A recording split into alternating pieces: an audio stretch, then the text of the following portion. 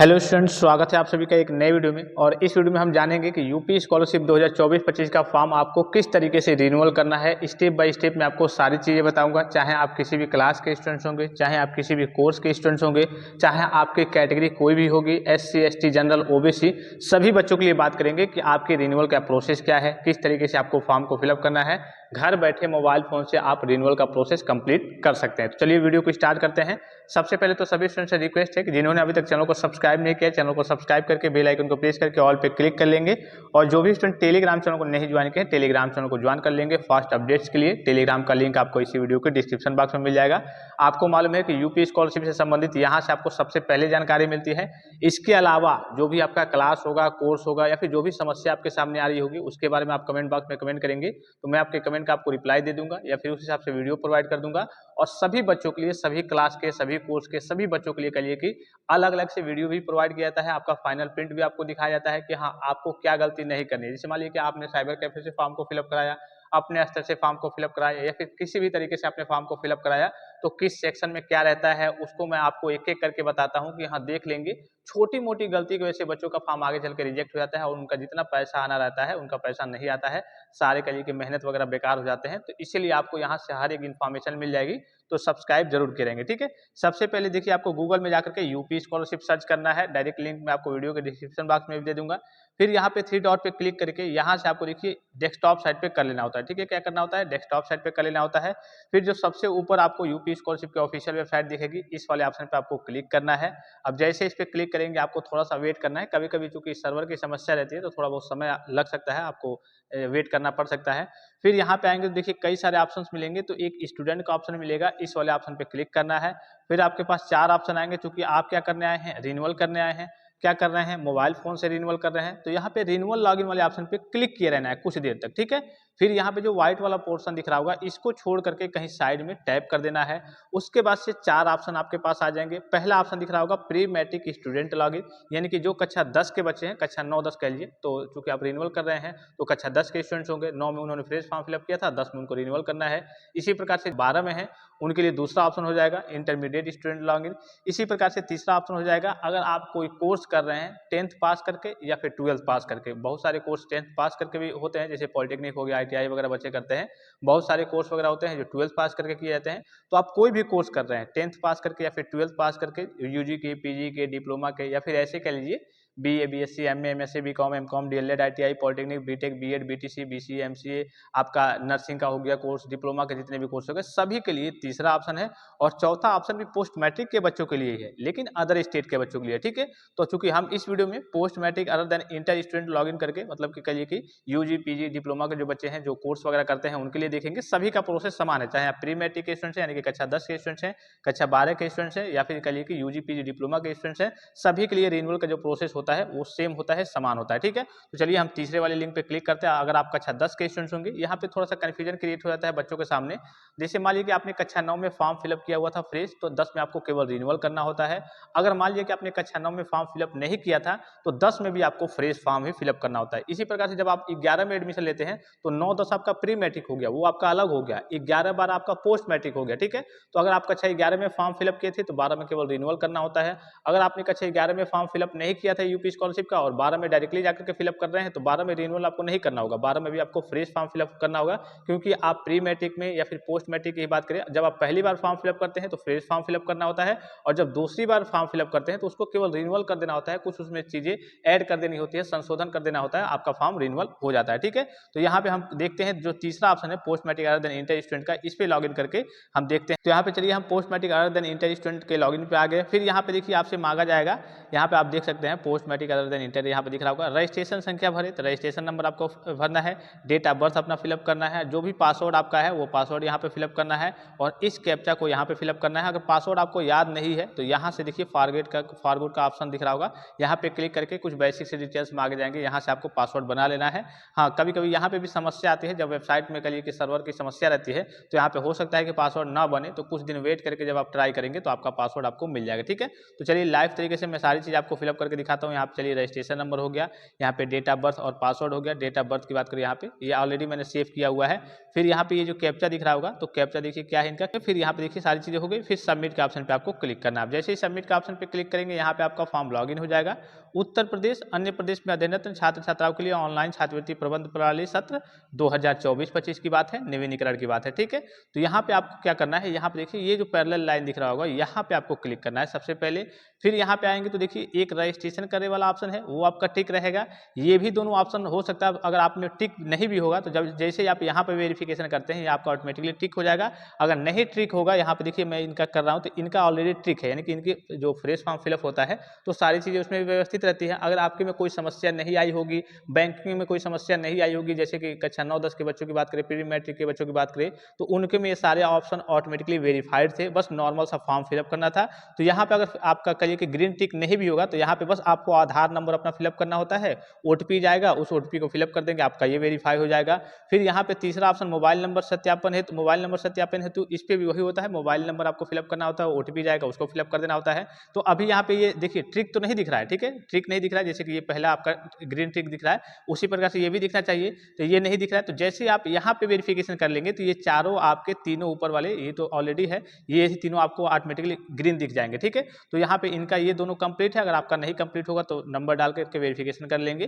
फिर यहाँ पे देखिए एनपीसीआई सत्यापन हेतु, हो सकता है कि ये आपका ऑलरेडी पहले से ही कंप्लीट होगा, यहाँ से आपका मांगेगा, और मेन होता है आपका ये, ठीक है। अब चूंकि प्री मैट्रिक के बच्चों की बात करूँ तो यहाँ पे देखिए जांच हेतु आवेदन प्रिंट करें, ठीक है, और यहाँ पे देखिए लॉक का ऑप्शन अलग अलग से आ रहा है, लेकिन जो कक्षा 10 के बच्चे हैं और कक्षा 12 तक वहाँ हम बात करें हम, तो यहाँ पे प्रिंट पे क्लिक करने पे डायरेक्टली उनका फॉर्म लॉक हो जाता था। तो जब भी आप फॉर्म को फिलअप करेंगे, यहाँ पे नवीनीकरण आवेदन पत्र को संशोधित करें, इस पे फिलअप करेंगे तो इसके बाद ही यहाँ पे आप क्लिक करेंगे इस वाले ऑप्शन पे, जांच हेतु आवेदन प्रिंट करें। हो सकता है कि आपका भी लॉक हो जाए, हालांकि post matric other than inter के बच्चों का लॉक नहीं होता है, लॉक करने का ऑप्शन उनका नीचे होता है, लेकिन आप जब भी फॉर्म फिलअप कर लेंगे उसके बाद से ही प्रिंट करने जाएंगे।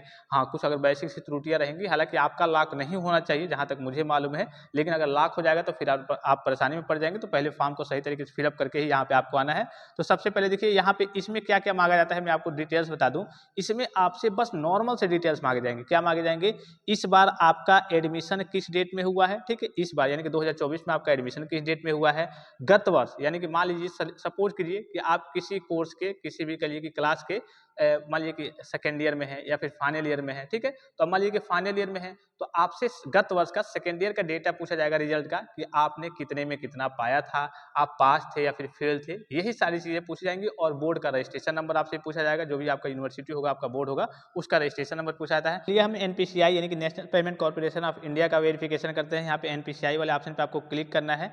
जैसे ही आप एनपीसीआई वाले ऑप्शन पे क्लिक करेंगे, आपके सामने कुछ इस प्रकार का इंटरफेस ओपन होकर आएगा कि उत्तर प्रदेश में दशमोत्तर छात्रवृत्ति और शुल्क प्रतिपूर्ति अधीनरत्न छात्र छात्राओं के लिए ऑनलाइन आवेदन पत्र को संशोधित करें, सत्र 2024-25 यहाँ पे करके आएगा, ठीक है। तो यहाँ पे कुछ नहीं करना है, आपको ऊपर कुछ फिलअप नहीं करना होता है, नीचे की ओर आना होता है। यहाँ पे एक चीज आपको दिखाएगा कि status not received from NPCI server, तो इसको लेकर के आपको घबराना नहीं है, ये सभी बच्चों में दिखाएगा। अब जैसे यहाँ पे बच्चे देखेंगे कि status not received from NPCI server, ये दिखा रहा है कि स्टेटस रिसीव्ड नहीं हो रहा है एनपीसीआई सर्वर से, तो ये तो सभी में दिखाएगा। जैसे ही आप भी लॉगिन करने जाएंगे तो आपके में ये दिखाएगा, तो इसको देख करके आपको घबराना नहीं है। यहाँ पे चेक डेट दिखा देगा, देखिए आज के डेट में फॉर्म फिलअप हो रहा है, किस डेट में, आज कौन सी तारीख है, तो 30/8/2024 और लगभग 8:27 AM, ठीक है, मतलब कि मॉर्निंग में फॉर्म फिलअप हो रहा है। 30 अगस्त 2024 के डेट में फॉर्म फिलअप हो रहा है। आप जिस भी डेट में आप फॉर्म फिलअप करते हैं तो यहाँ पे आपको डेट दिखा देगा। तो यहाँ पे ये ऑथेंटिकेशन हो जाएगा। जैसे कुछ बच्चे कहने लगते हैं कि कहाँ लॉगिन हो रहा है, मेरे में ये समस्या आ रही है, तो लॉगिन में अगर आपके में समस्या आ रही है, जैसे कि मैंने आपको पहले भी बताया था कि अगर आपके लॉगिन में समस्या आ रही है, लॉगिन नहीं हो रहा है, इनवैलिड रजिस्ट्रेशन नंबर या फिर कहिए कि वी आर सॉरी की समस्या आ रही है, इसका मतलब कि आपका कोर्स या फिर आपकी जो कैटेगरी होगी उसका लिंक अभी एक्टिवेट नहीं हुआ है। इस बात का आपको विशेष ख्याल रखना है। और इसमें हो सकता है कि लॉगिन होने में आपका 10 दिन, 15 दिन, 1 महीने, कभी कभी तो 2-2 महीने का समय लग जाता है। तो यहाँ देखिए ऑथेंटिकेशन के लिए आप डेट देख सकते हैं कि 30/8/2024 के डेट में 8:27। यहाँ पे इसमें आपका एमपीसीआई, अगर देखिए बैंक अकाउंट से आपकी सारी चीजें मैप्ड होंगी, कोई दिक्कत नहीं होगी। होगी तो यहाँ पे एनपीसीआई का वेरिफिकेशन जो है वो ऑटोमेटिकली हो जाएगा। जैसे ही आप इस पर क्लिक करेंगे चेक एनपीसीआई स्टेटस के ऑप्शन पे, चलिए हम क्लिक करते हैं। जैसे आप क्लिक करेंगे ये रिडायरेक्ट होकर के बैक आ जाएगा। अगर बैक नहीं आता है, यहीं पे रह जाता है, तो इसका मतलब आपके एनपीसीआई में कोई ना कोई एरर है, आपका एनपीसीआई हट गया होगा या फिर कोई ना कोई समस्या आ गई होगी। तो यहाँ पे चलिए हम क्लिक करते हैं, थोड़ा सा वेट करते हैं, ठीक है। अब चूंकि यहाँ पे हम लाइव तरीके से वेट करेंगे, देखेंगे इनका एनपीसीआई का वेरिफिकेशन किस तरीके से हो रहा है, कि बच्चों को भी जानकारी मिल जाए कि किस तरीके से एनपीसीआई का वेरिफिकेशन होता है। तो हम थोड़ा सा यहाँ पे वेट करते हैं, ठीक है। कभी कभी सर्वर में भी समस्या रहती है, वेबसाइट एरर रहता है, तो समस्या वगैरह आती है। चलिए हम थोड़ा सा यहाँ पे वेट करते हैं जब तक ये हो नहीं जाता।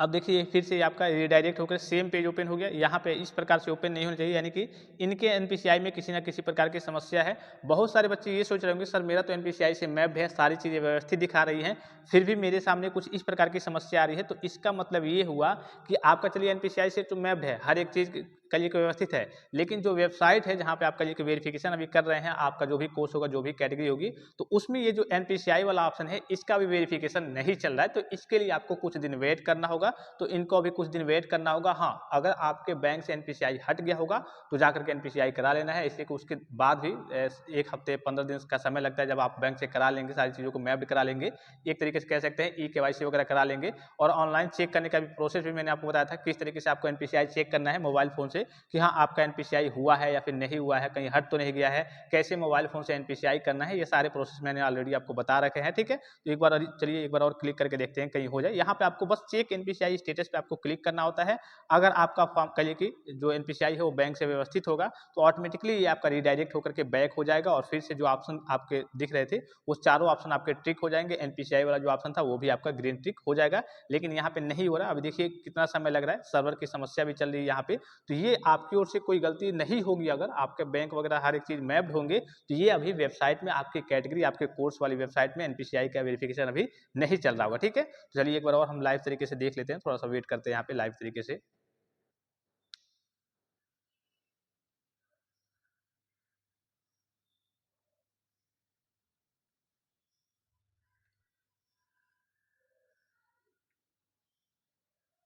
देखिए फिर से ये रिडायरेक्ट होकर के फिर से सेम सेम पेज ओपन हो गया। सेम पेज ओपन नहीं होता है अगर आपका एनपीसीआई से मैप्ड होता या फिर एनपीसीआई का वेरिफिकेशन अभी यहाँ पे इस कोर्स का, इस कैटेगरी का चालू होता तो यहाँ पे डायरेक्टली हो जाता, ठीक है। चलिए हम होम पेज पे चलते हैं, एक बार फिर से होम पेज पे चलते हैं, यहाँ पे क्लिक करते हैं। देखिए एनपीसीआई का वेरिफिकेशन अगर होता तो डायरेक्टली यहाँ पे आपका ग्रीन टिक हो जाता।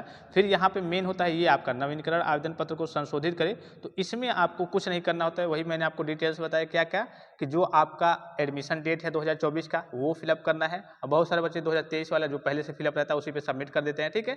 गत वर्ष का परीक्षा फल भरना है, पास थे या फिर फेल थे, कितना में आपने कितना पाया था वो भरना होता है, और बोर्ड का रजिस्ट्रेशन नंबर भरना होता है। बस नॉर्मल से डिटेल्स आपको भरने होते हैं और अलग की चीज़ें आपको नहीं भरनी होती है। बड़ा ही सिंपल और बड़ा ही आसान सा प्रोसेस होता है।